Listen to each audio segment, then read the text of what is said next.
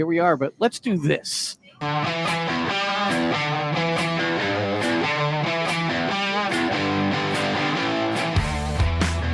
This is the New York City FC Pregame Live. Today, New York City FC looks to get back to their winning ways after the international break as they host the Colorado Rapids.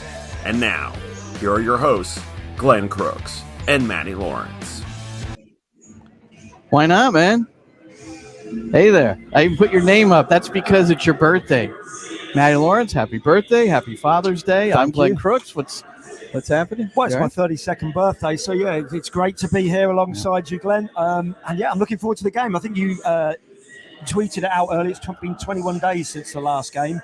That's a lot of days. It feels like a lot longer than that. So it's lovely to be back here in New York City, back at Yankee Stadium, and back hopefully having a good game of football as well. It really is a gorgeous day. Crystal clear, sunshiny here at Yankee Stadium in the Bronx. And we can get a look at it. There is the field. And no one out warming up as of yet. Well, no, I lied. The Colorado Keepers.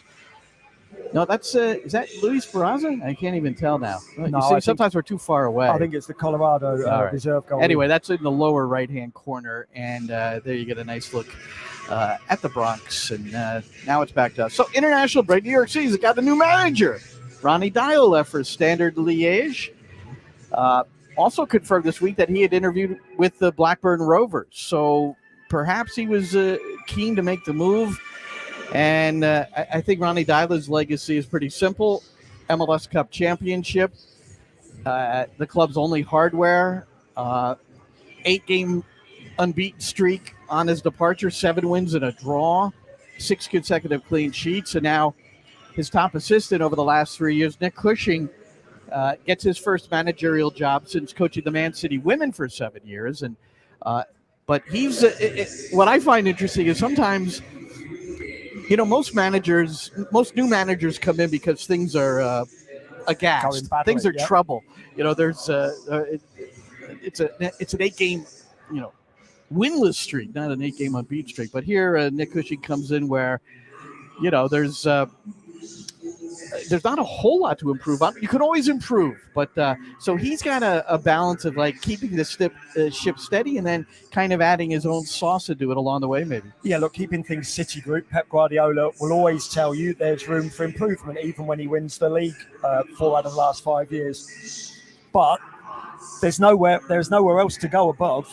Yes, you can play better, but they're in first place. The only way is down for NYCFC, or they can remain in the same place. So it is a tough job for Nick Cushing, but I think it's something he's been striving for in maybe the last 12 months. I'm not saying specifically he would have had to have been here at NYCFC, but I think after immersing himself, obviously, in the women's game as a head coach, he's said to us previously that he wanted to learn about the men's game as well in terms of being an assistant or a first-team coach before taking a head coaching job. So I think this is the right time for him. Whether it is the right time to be NYCFC's manager is another matter, but it kind of fits into place. That doesn't mean he's going to be successful, but it has fallen into place. And you said it about Ronnie Dial. I think it's 100% the fact that he wanted to go back to Europe. And I think that I don't know the exact percentages, but it feels like 20-30% is family reasons and 70-80%, 60-70% is professional reasons. He's grown up in Europe. That's where he played. That's where he's managed previously. I think he sees that, and it's not being disparaging to MLS. I think he sees that as the place for him to further himself even more and to grow as well. The sporting director, David Lee, addressed this earlier in the week. So we have several things for you to listen to from Lee, Nick Cushing as well. A little bit later on, the opponent today is the Colorado Rapids. And these two haven't played since July 20th, 2019 in Colorado. Colorado has never beaten New York City FC off of 5 tries. Brian Cookham is here, who I've had on my Sirius XM FC show, the Coaching Academy. And he's the general manager for Rapids 2, and he's been in the organization since 2007, coming in as an academy manager. So he's been mostly in development, but he's here with the team. He's also doing their radio commentary, so he's going to give us some of the Colorado side in just a few minutes. But let's go back to earlier this week and the sporting director, David Lee, discussing Ronnie Dyla's departure and when discussions began with Dyla about re-upping on the contract? The conversations were fairly normal. I think Ronnie was interested in staying. We were interested in keeping him. And then I think the conversations have progressed over a number of months until we get to this point. And I think, Ronnie said in the release today it was a really hard decision. And I know from speaking to Ronnie a lot over the last couple of weeks in particular, it's been very difficult for him to try and decide. But, the plan was not to come into the season and have a coaching change in mid-season. I think we wanted Ronnie to stay, and we now get to this point where we weren't able to agree an extension before now, and Standard Liège were able to meet a clause in his contract that meant he had a decision to make.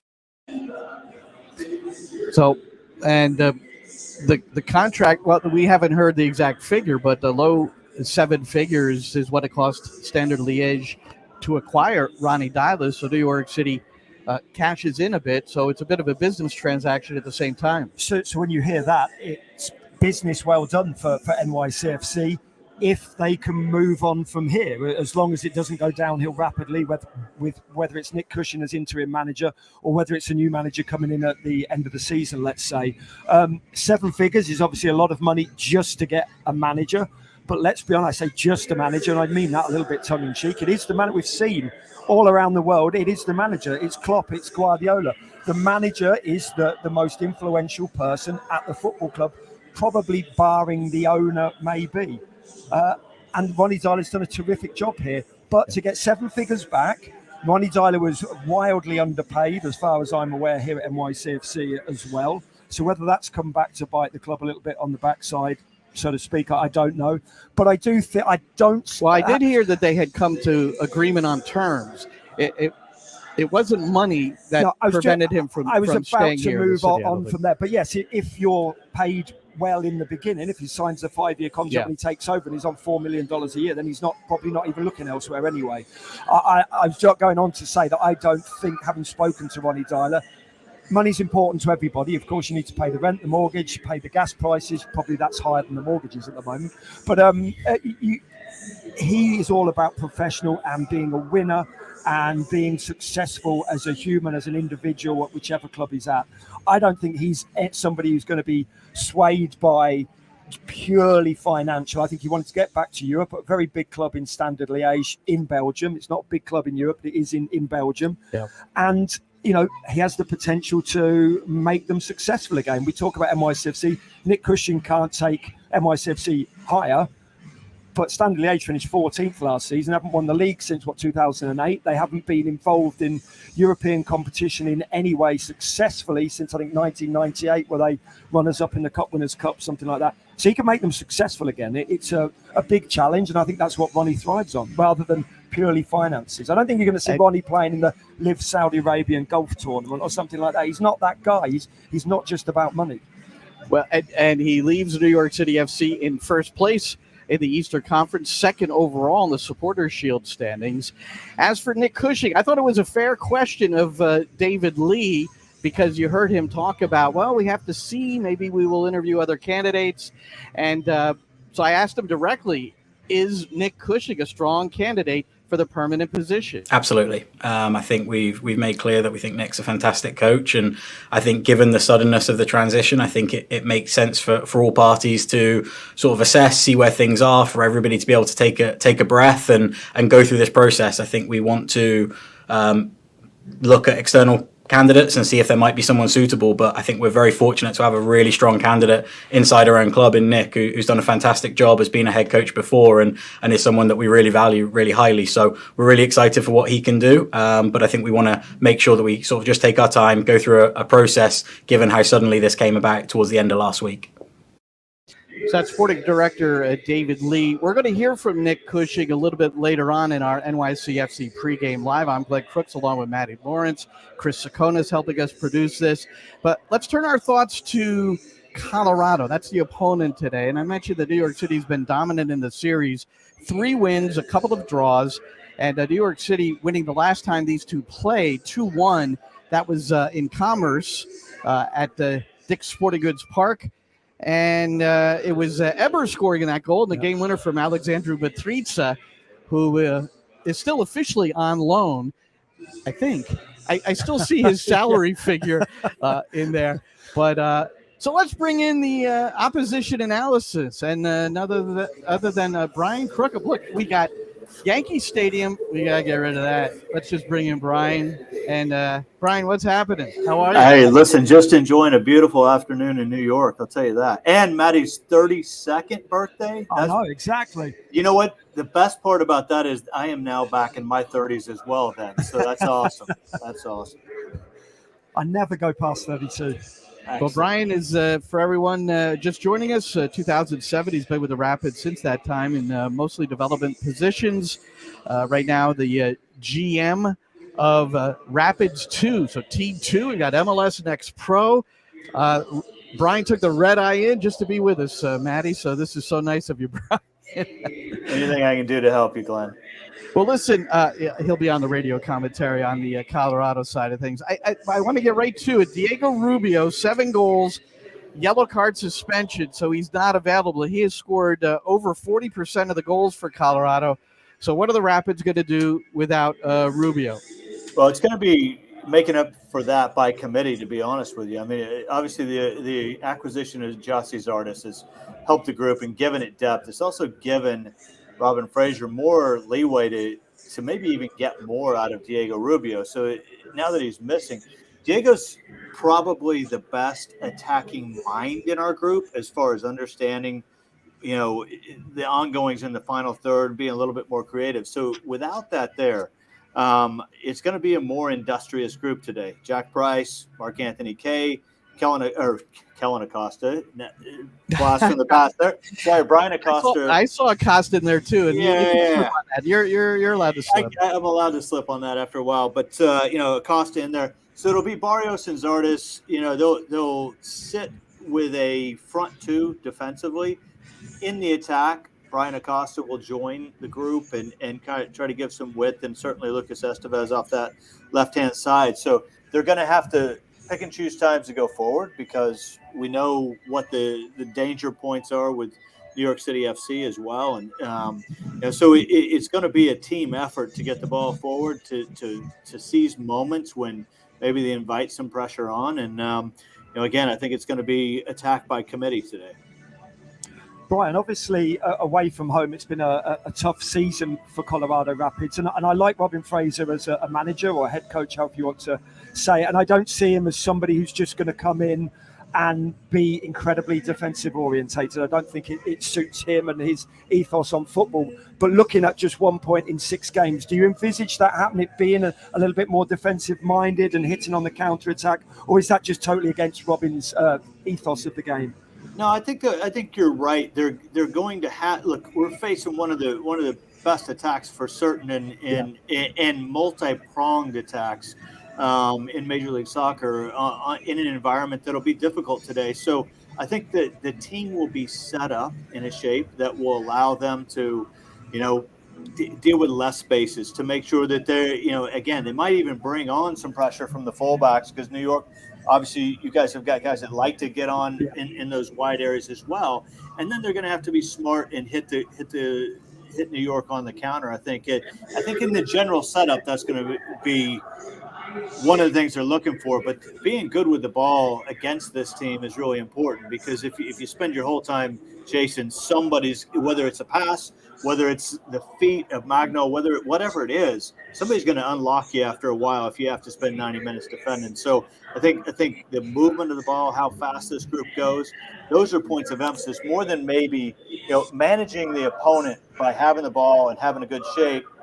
Maybe not necessarily just staying deep though.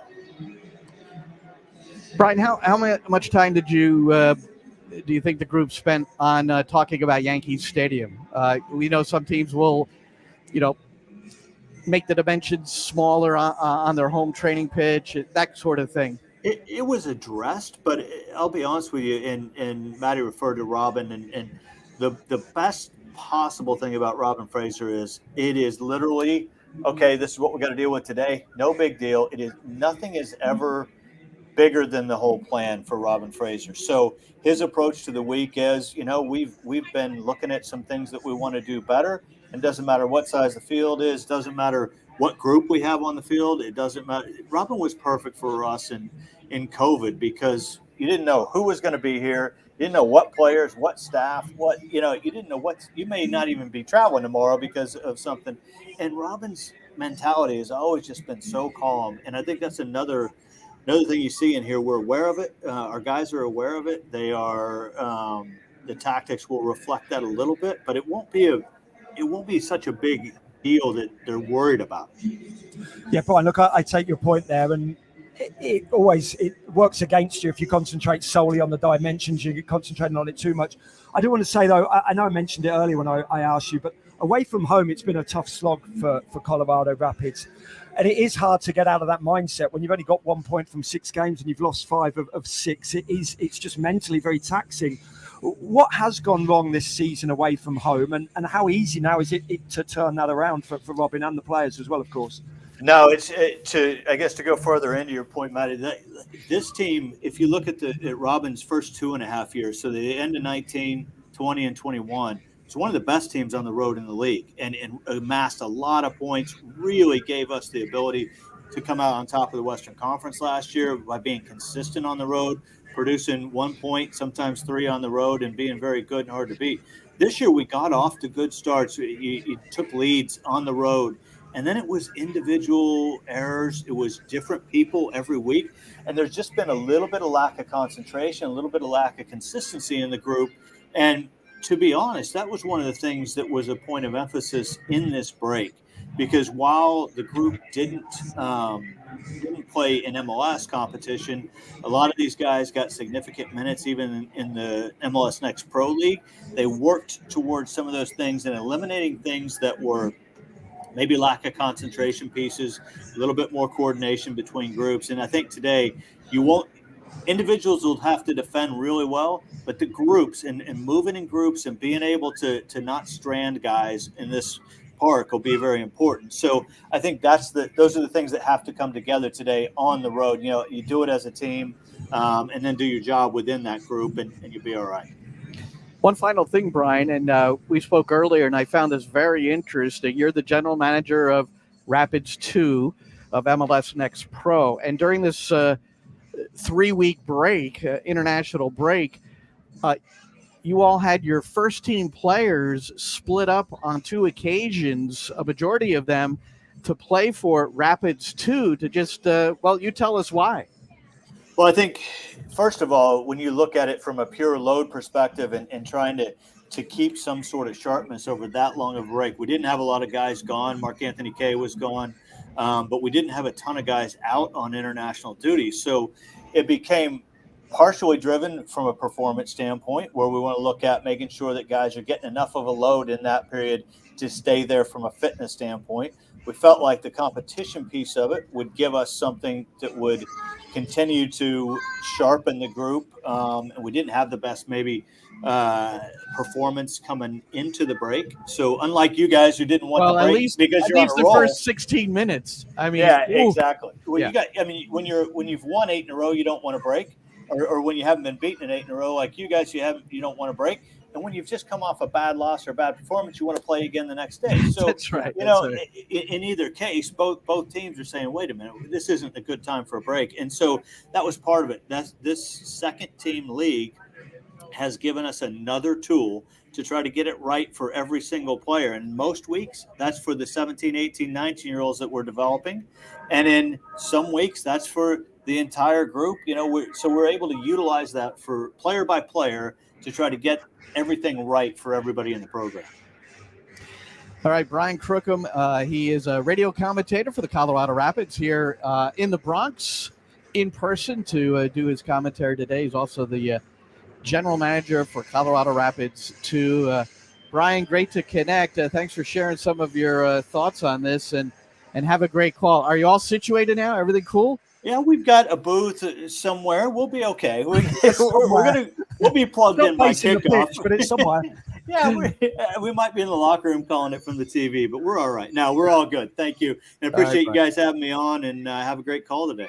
All right, man. Thank you. We'll see you later, Brian Crookham on the Colorado Rapids side. And I mentioned the first 16 minutes. They were down 3-0 to Nashville at home, where they're very good normally, and then ended up losing 3-1. So that's what they were coming off of it. And true, you want to play the next day if you can after a performance like that, right? Absolutely, and certainly at home, I think it's their first and only loss of the season at home. I think it was. So yes, you want to get back on the horse, back on the bike, however you want to put it, back on the bike if you're Joe Biden, I guess. And yeah, you just want to get out there and you want to go again. Oh, you're really funny today on your birthday. Seriously, you've got a lot going for you. It's been a good day today, Glenn. It's been a good day. I haven't had to look after any children, and I've been able to amuse myself before coming to work with you. All right, and a starting lineup has been announced by New York City FC. The big news today, though, is not who's in the starting 11, but who's on the bench. Anton Tinnerholm.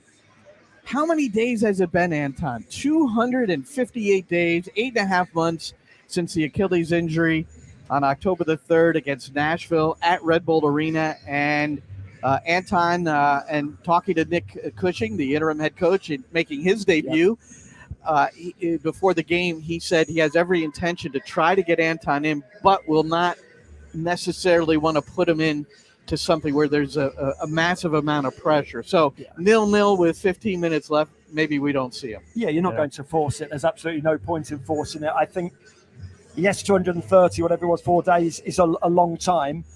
But for somebody of his age and for somebody coming off the back of that Achilles injury, he's come back incredibly quickly.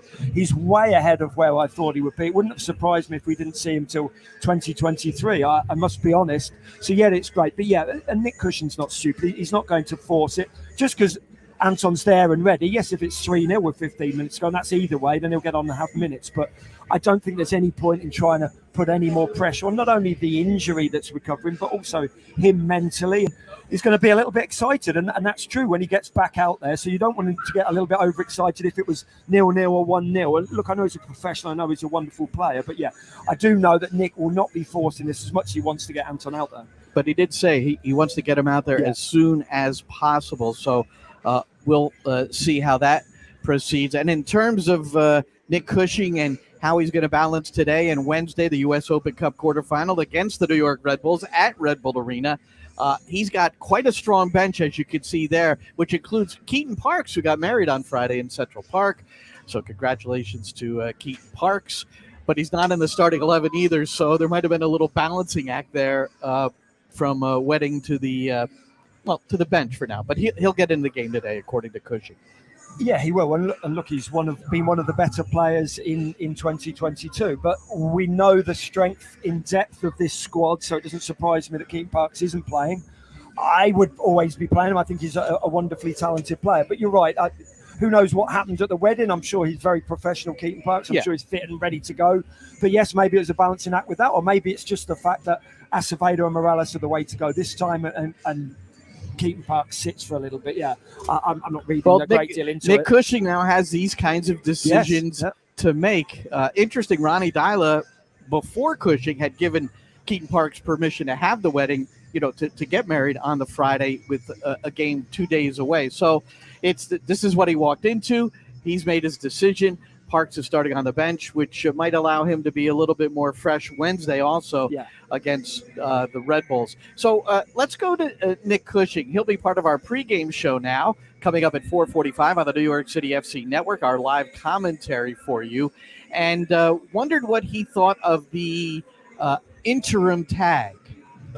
I'm pretty relaxed with the term interim because I have really good relationships with the senior leaders here, whether it be David Lee or Brad Sims or the people across at CFG. I have huge trust and huge faith in those people that they've continued to give me opportunity to develop, and whether that be in 2014 taking the women's team, which was the next step in my career and being a head coach, or whether it was coming here as the assistant coach for New York City's men's team and working under Ronnie Dyla to continue developing. And that's the same mindset that I have here. I'm now stepping into the head coach's role. It's an interim position, and my initial motivation is to make sure that I continue to train and to prepare this team to continue to win football games. Yeah, and what's he going to say? Say, no, I hate the thought of being the interim manager. I want the full-time position, which we know he does. But interim makes sense for both of them, the City Football Group, NYCFC front office, and of course Nick himself. Nick wants to be a head coach, but it's that try before you buy, isn't it? It's a perfect situation for NYCFC, for the hierarchy at NYCFC. If he's a failure, they can get rid of him at the end because he was only an interim manager, bring in somebody of more experience. If it works, then they make him the full-time head coach, whether it be in 2 months' time or at the end of the season. I think it's the right way to go for all parties involved. It just makes perfect sense. There's no way you're just going to employ Nick Cushing as head coach when you can give him the interim tag and give him a little bit of almost an internship before working out whether he's going to be the full-time head coach or not. I think he understands the situation. Yeah, and let's we get an inside look here. Nick Cushing addressing the team earlier in the week before a training session. Getting the basics to a real high level. We are doing it, and I know you will do it. But in this period of change, we just have to continue to repeat. That's why we chose the practices that we've chose, because they repeat the basics. All of the things, intensity in our play with and without the ball, quick reactions, understanding your role in the different moments, getting numbers in the box, crosses in the box, being offensive. It's all of those moments that will dictate whether we go into this game prepared. Simple. The tactical, we're always prepared, but it's about applying ourselves. Yesterday was really good. Saturday and yesterday were really, really good. Let's continue it today. Let's go.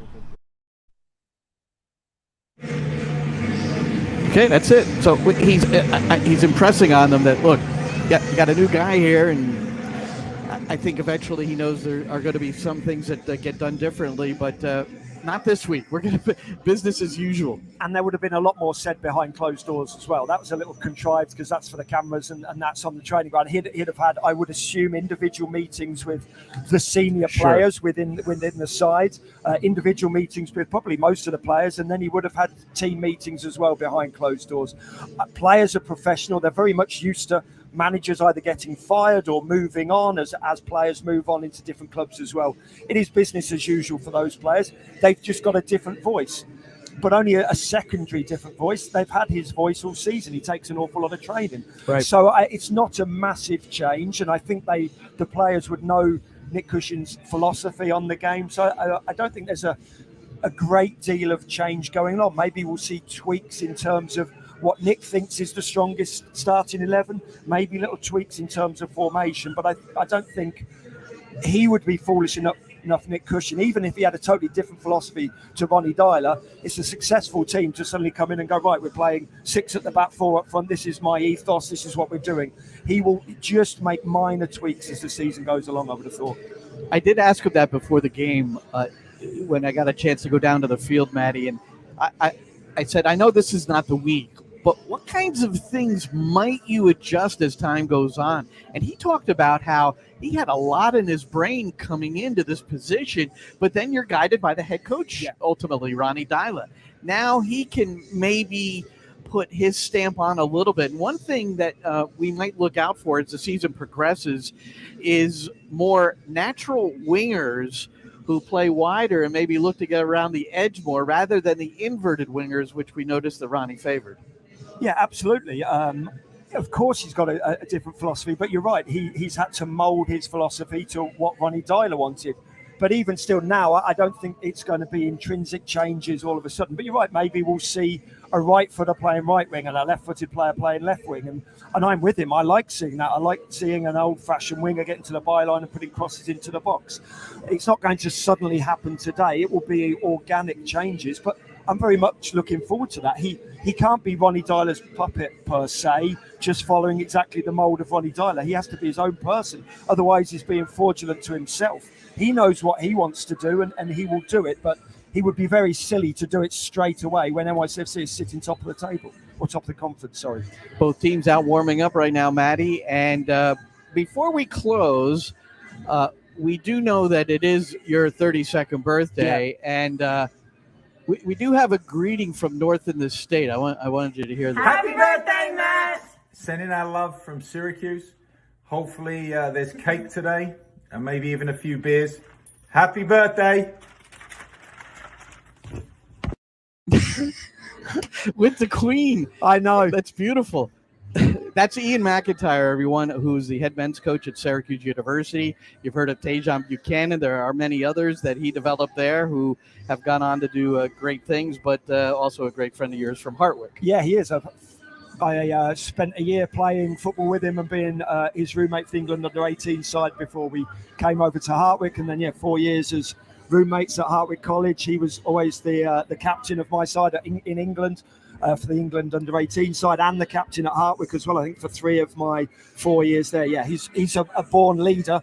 He always made my bed and stuff like that. Actually, I had to make his bed and things like that. But yes, he is somebody who's done so well at Syracuse, moulding them from like a 2-15 team when he took over to a team that wins between 10 and 15 games every season. And yes, at this World Cup, it should have been Miles Robinson, Kamal Miller and Tajon Buchanan, who he brought up through the Syracuse team. Obviously, Miles Robinson, unfortunately, has got injured, but Kamal and Tajon, 2 Canadian internationals at the World Cup. So it's not bad for a college side to be able to say that, and for Ian himself to say, I brought them up. He certainly didn't teach them everything they know, but he certainly helped them, that's for sure, develop their game. There was another birthday, too. It was yesterday, June 18th. Paul McCartney. You know Paul McCartney, right? Of course. Turning 80.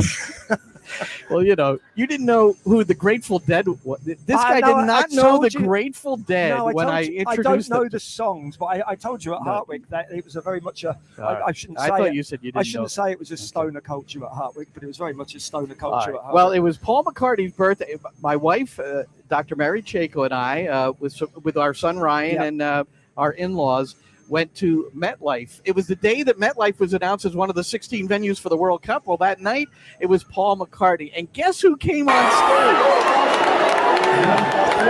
Is anyone going to come and sing with us? Ladies and gentlemen, Bruce Springsteen! Not that many words. That's not bad. How about that many words? My wife almost fainted. I had to hold her up by the arm and it showed up. Happy birthday, Paul! 81 years of glory, boys. Good to hear him play.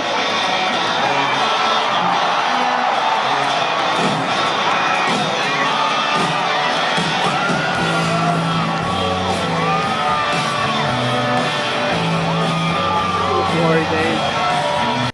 All right, there you go. You got it. Bruce played 2 songs, but McCartney's 80. Look at him, first of all. He looks amazing. And he played for 3 hours, and it was good. He still has his voice. He still plays great guitar and piano. Yeah. I mean, he was all over the place on the stage. It was pretty wild. And honestly, it's one of those situations where I wasn't particularly excited to go. It was just, all right, it's Paul McCartney. You got to go, or, that kind of thing. I was invited. He so far exceeded expectations. That's a great feeling. When in any facet of your life, when you have you expect this and then you get that. It was really wild. Yeah, it's just really a shame wild. He hasn't got much of a back catalogue of songs to choose from. No wonder he played for 3 hours. But yeah, look, at 80 years of old, 80 years of age, it is amazing. Crazy. He looks fantastic. Look, I know money can buy you a few things and a few nips and tucks there, but he looks amazing. And to have that longevity of his career and longevity for playing for 3 hours as well is pretty astounding. All right, well, there you see the starting 11 for New York City FC against the Colorado Rapids. No surprises there. Anton Tinnerholm, though, listed second on the bench. So Tinnerboom, who made his commentary debut at DC United for us while Matty was on the road, he is now finally back playing again. Let's see if he gets in the match. Nick Cushing says he hopes so. He's going to wait for the situation to get him in there. If not today, then I would imagine the U.S. Open Cup game on Wednesday against the New York Red Bulls. All right, that's Matty Lawrence. I'm Glenn Crooks. Chris Sakonis with us as we come up with our live commentary beginning at 4:45 of the pregame show with interim head coach Nick Cushing. Why not? Thanks for joining us, everybody, and enjoy the game on a beautiful day in the Bronx.